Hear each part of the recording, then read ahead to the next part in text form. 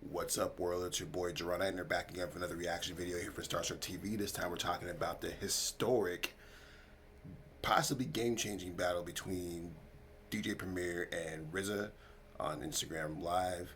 They went back and forth playing their biggest hits and B-sides and rarities to see who was the better producer. And in my opinion, I believe that Preem had the slight edge. This is not to say that RZA isn't one of the greatest producers of all time, but simply because of the fact that everything that RZA dropped, Preem had an answer for. Like, RZA would drop a Notorious B.I.G. track, and Preem would be like, well, here's my Notorious B.I.G. track. And RZA would drop a Kanye track, Preem would drop a Kanye track. It felt like Preem had an answer for everything that RZA had to offer.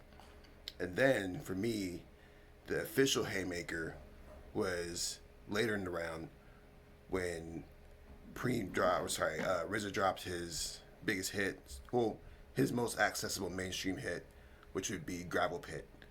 And Preem even said, he's like, you know, I see that you're going to the pop route. Let me go ahead and pull out my pop stuff. And he bust out his song with Christina Aguilera. And that's just an example of how this whole battle went, where DJ Premier just has more range.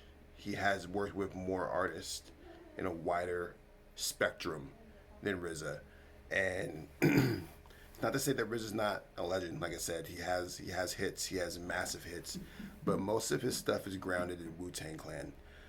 He did play stuff from Method Man and Ghostface and Raekwon. But those are all his homies. You know what I'm saying? Preem has a range that includes, you know, people like Christina Aguilera, includes Jeru the Damager.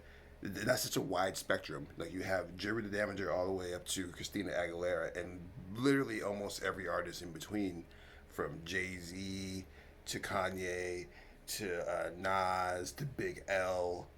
His catalog is just incredible. And it's really just kind of impressive to hear them go back and forth with these different songs. And it's a bit of a history lesson, too, because anybody who lived through the 90s when these artists were both super popping off, it feels different going back and listening to these songs and being like, man, these guys really did have such an impact on hip-hop. With that said, much love to Swiss Beats and Timbaland for putting together this Versuz series. I really hope that this is something that continues even after the quarantine, maybe something in more of a higher quality form. Because I think like the biggest issue that I had with all this was the sound on RZA's end. He definitely does not know how to stream live from his phone yet, and he was having issues with technology, which I kind of think hurt him out the gate. Because Premier was ready to go. He had his whole setup, and he had no issues on his end. But that's just a technical thing.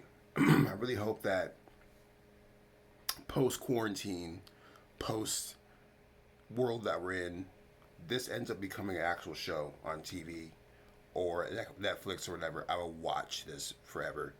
I'm really interested to see where they go from here, though. There's a couple of matchups that I would love to see. One that came to mind is Pharrell versus Kanye, which will probably never happen. But Pharrell versus Kanye, I think, would be my dream battle, because they're both in that like kind of realm of like poppy producers. But I don't know. Tell me what you guys think. Who would you guys want to see in a Versuz battle? Let me know in the comments. Maybe Swiss Beats will see this video and go ask them. I highly doubt it. But anyways, thanks for watching. Make sure you like, subscribe, and do all that stuff. We'll be back again with more videos. Peace.